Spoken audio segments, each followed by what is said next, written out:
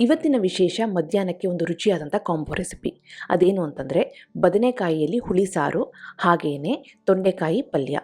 ಎರಡು ಅದ್ಭುತವಾಗಿರುತ್ತೆ, ಮಾಡೋದು ಸುಲಭ, ಬಾಯಿಗೂ ರುಚಿಯಾಗಿರುತ್ತೆ. ಇದನ್ನು ಮಾಡೋದು ಹೇಗೆ ಅಂತ ನೋಡೋಣ.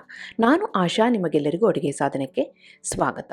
ಈ ಕಾಂಬೋ ರೆಸಿಪಿನಲ್ಲಿ ಮೊದಲು ನಾವು ಈ ತೊಂಡೆಕಾಯಿ ಪಲ್ಯ ಮಾಡೋದು ಹೇಗೆ ಅಂತ ನೋಡೋಣ. ಇಲ್ಲಿ ಸುಮಾರು ಅರ್ಧ ಕೆಜಿಯಷ್ಟು ತೊಂಡೆಕಾಯಿನ ತೊಳೆದುಬಿಟ್ಟು ಈ ರೀತಿ ಸಣ್ಣ ಸಣ್ಣದಾಗಿ ಕಟ್ ಮಾಡ್ಕೊಂಡು ಇಟ್ಕೊಂಡಿದ್ದೀನಿ.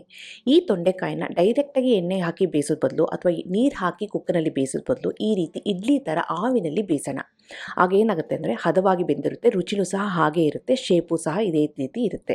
ಈಗ ನೋಡಿದ್ರೆ ಒಂದು 8 ನಿಮಿಷ ಆವಿನಲ್ಲಿ ಬೆಂದಾದಮೇಲೆ ಇದು ಪರ್ಫೆಕ್ಟಾಗಿ ಬೆಂದಿದೆ, ಶೇಪು ಹಾಗೇ ಇದೆ, ಕಲ್ಲರು ಸ್ವಲ್ಪ ಮೇಂಟೈನ್ ಆಗಿದೆ. ಈಗ ಇದಕ್ಕೆ ಒಗ್ಗರಣೆ ಕೊಡಬೇಕಾಗುತ್ತೆ. ಒಗ್ಗರಣೆಗೋಸ್ಕರ ಒಂದು ಪ್ಯಾನ್ನಲ್ಲಿ 1 ಟೇಬಲ್ ಸ್ಪೂನಷ್ಟು ಎಣ್ಣೆ ಹಾಕ್ಕೊಂಡು, ಎಣ್ಣೆ ಬಿಸಿ ಆದಮೇಲೆ ಮಾಮೂಲಿ ಒಗ್ಗರಣೆ ಸಾಮಗ್ರಿಗಳು ಸಾಸಿವೆ, ಉದ್ದಿನಬೇಳೆ, ಜೀರಿಗೆ, ಕರಿಬೇವಿನ ಸೊಪ್ಪನ್ನು ಹಾಕ್ಕೊಂಡು ಸಾಸಿವೆ ಚೆನ್ನಾಗಿ ಸಿಡಿಬೇಕು, ಜೀರಿಗೆ ಉದ್ದಿನಬೇಳೆ ಕಲರ್ ಚೇಂಜ್ ಆಗಬೇಕು. ಅದಾದಮೇಲೆ ನಾವು ಆವಿನಲ್ಲಿ ಬೇಯಿಸಂಥ ತೊಂಡೆಕಾಯಿ ಪೀಸಸ್ನ ಹಾಕ್ಕೊಂಡು ಈ ಎಣ್ಣೆಯಲ್ಲಿ ಸ್ವಲ್ಪ ಬಾಡಿಸ್ಕೊಳ್ಳೋಣ.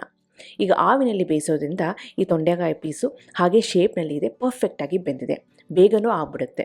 ಅದ್ರ ಬದಲು ಎಣ್ಣೆಯಲ್ಲಿ ರೋಸ್ಟ್ ಮಾಡ್ಬೋದು ತೊಂಡೆಕಾಯಿನ, ಹಸಿ ತೊಂಡೆಕಾಯಿನ, ಅಥವಾ ನೀರು ಹಾಕಿ ಕುಕ್ಕರ್ನಲ್ಲೂ ಬೇಯಿಸ್ಬೋದು. ಎರಡು ಆಪ್ಷನ್ಗಿಂತ ನನ್ನ ಪ್ರಕಾರ ಇದು ಬೆಸ್ಟ್ ಆಪ್ಷನ್ನು, ಆವಿನಲ್ಲಿ ಬೇಯಿಸೋದು. ಈಗ ಸ್ವಲ್ಪ ರುಚಿಗೆ ತಕ್ಕಷ್ಟು ಉಪ್ಪನ್ನು ಸೇರಿಸ್ತಾ ಇದ್ದೀನಿ. ಒಂದು 1/4 ಟೀ ಸ್ಪೂನಷ್ಟು ಅರಿಶಿನ ಪುಡಿನ ಹಾಕಿ ಎಣ್ಣೆಯಲ್ಲಿ ಸ್ವಲ್ಪ ಬಾಡಿಸ್ಕೊಳ್ತಾ ಇದ್ದೀನಿ, ಒಗ್ಗರಣೆಯಲ್ಲಿ ಬಾಡಿಸ್ಕೊಳ್ತಾ ಇದ್ದೀನಿ. ಈಗ ಎಲ್ಲ ಮಿಕ್ಸ್ ಆಗಿದೆ ಅಂತ ಅಂದಾಗ ಮುಚ್ಚಿಬಿಟ್ಟು ಒಂದು 2ರಿಂದ 3 ನಿಮಿಷ ಲೋ ಫ್ಲೇಮಲ್ಲಿ ಹಾಗೆ ಬಿಡೋಣ. ಏನಕ್ಕೆ ಅಂದರೆ ಇದು ಒಗ್ಗರಣೆಯೆಲ್ಲ ಚೆನ್ನಾಗಿ ಹಿಡ್ಕೊಳ್ಳಿ. ಒಗ್ಗರಣೆಯೆಲ್ಲ ಚೆನ್ನಾಗಿ ಹಿಡ್ಕೊಂಡಾಗಿದೆ ಅಂದಾಗ ಇದಕ್ಕೆ ನಾವು ಮಸಾಲೆ ಪುಡಿನ ಸೇರಿಸ್ಬೋದು. ಖಾರದ ಪುಡಿ, ಜೀರಿಗೆ ಪುಡಿ ಆ ರೀತಿಯೂ ಸೇರಿಸ್ಬೋದು. ಇಲ್ಲಾಂದರೆ ಪಲ್ಯ ಪುಡಿ ಮಾಡಿಟ್ಕೊಂಡಿದ್ದೀನಿ. ಒಣ ಕೊಬ್ಬರಿ, ಬೆಳ್ಳುಳ್ಳಿ, ಕರಿಬೇವಿನ ಸೊಪ್ಪು, ಕೆಂಪು ಮೆಣಸಿನಕಾಯಿನ ಮಿಕ್ಸಿ ಜಾರ್ನಲ್ಲಿ ಹಾಕ್ಕೊಂಡು ಈ ರೀತಿ ಪುಡಿ ಮಾಡಿಕೊಂಡು ಯಾವುದೇ ಪಲ್ಯ ಮಾಡಿದರೂ ಸಹ ಈ ರೀತಿ ಮೇಲೆ ಉದುರಿಸಿದ್ರೆ ತುಂಬಾ ಅದ್ಭುತವಾಗಿರುತ್ತೆ. ಇದಿಲ್ಲ ಅಂದರೆ ನೀವು ಕಾಯಿ ತುರಿ ಸೇರಿಸ್ಬೋದು, ಇಲ್ಲಾಂದರೆ ಡೈರೆಕ್ಟಾಗಿ ಖಾರದ ಪುಡಿ, ಜೀರಿಗೆ ಪುಡಿ ಅದನ್ನು ಸಹ ಸೇರಿಸ್ಬೋದು. ನಿಮ್ಮ ಇಷ್ಟದಂತೆ ಹಾಕೋಬೋದು, ಇಲ್ಲಾಂದರೆ ಸಾಂಬಾರು ಪುಡಿನೂ ಸಹ ಸೇರಿಸ್ಬೋದು. ಇದೆಲ್ಲ ಆದಮೇಲೆ ಸ್ವಲ್ಪ ಕೊತ್ತಂಬರಿ ಎಲೆನ ಹಾಕಿದರೆ ರುಚಿಯಾದಂಥ ತೊಂಡೆಕಾಯಿ ಪಲ್ಯ, ಉದುರು ತೊಂಡೆಕಾಯಿ ಪಲ್ಯ ರೆಡಿ. ಈಗ ಪಲ್ಯ ರೆಡಿ ಆಯ್ತಲ್ವಾ, ನೆಕ್ಸ್ಟು ಬದನೆಕಾಯಿ ಹುಳಿ ಸಾರು ಮಾಡೋದು ಹೇಗೆ ಅಂತ ನೋಡೋಣ. ಇದಕ್ಕೆ ಇಲ್ಲಿ 1 ಟೇಬಲ್ ಸ್ಪೂನಷ್ಟು ಎಣ್ಣೆನ ಪಾತ್ರೆಗೆ ಹಾಕ್ಕೊಂಡು ಅದಕ್ಕೆ 1/4 ಕೆಜಿಯಷ್ಟು ಬದನೆಕಾಯಿನ ಈ ರೀತಿ ಮಧ್ಯದಲ್ಲಿ ಪ್ಲಸ್ ಆಕಾರದಲ್ಲಿ ಸ್ಲಿಟ್ ಮಾಡಿಕೊಂಡು ಒಳಗಡೆ ಏನಾದರೂ ಹುಳ ಏನಾದರೂ ಇದೆಯಾ ಅಂತ ನೋಡಿ ಕರೆಕ್ಟಾಗಿದ್ದರೆ ಅದನ್ನು ಎಣ್ಣೆಯಲ್ಲಿ ಹಾಕಿ ಬಾಡಿಸ್ಕೋಬೇಕಾಗುತ್ತೆ. ಈ ರೀತಿ ಮಧ್ಯದಲ್ಲಿ ಸ್ಲಿಟ್ ಮಾಡೋದ್ರಿಂದ ಒಂದು ಬೇಗ ಬೆಂದ್ಬಿಡುತ್ತೆ, ಖಾರ ಉಪ್ಪು ಎಲ್ಲ ಚೆನ್ನಾಗಿ ಹೀರ್ಕೊಳ್ಳುತ್ತೆ.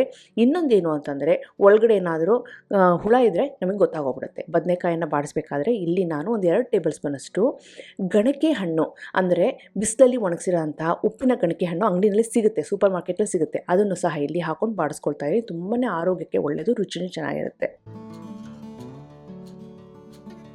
ಈಗ ನೋಡಿ ಬದನೆಕಾಯಿ, ಗಣಕೆ ಹಣ್ಣು ಎಲ್ಲ ಚೆನ್ನಾಗಿ ಬಾಡಿಸ್ಕೊಳ್ತಾ ಇದ್ದೀನಿ. ಬದನೆಕಾಯಿ ಸಿಪ್ಪೆ ಸ್ವಲ್ಪ ಸುಂಡಿದೆ ಅಂದಾಗ ಅದಕ್ಕೆ 1 ಟೇಬಲ್ ಸ್ಪೂನಷ್ಟು ಸಾಂಬಾರು ಪುಡಿನ ಇಲ್ಲಿ ಸೇರಿಸ್ತಾ ಇದ್ದೀನಿ. ನಿಮ್ಮ ಮನೆಯಲ್ಲಿ ಏನು ಪುಡಿ ಇದೆಯೋ, ಸಾಂಬಾರು ಪುಡಿ ಇದೆಯೋ, ಹುಳಿ ಪುಡಿ ಇದೆಯೋ ಅದನ್ನು ಹಾಕ್ಬೋದು. 1 ಟೇಬಲ್ ಸ್ಪೂನಷ್ಟು ಹಾಕಿ ಅದಕ್ಕೆ ಇಲ್ಲಿ ಹುಣಸೆ ರಸನ ಸೇರಿಸ್ತಾ ಇದ್ದೀನಿ.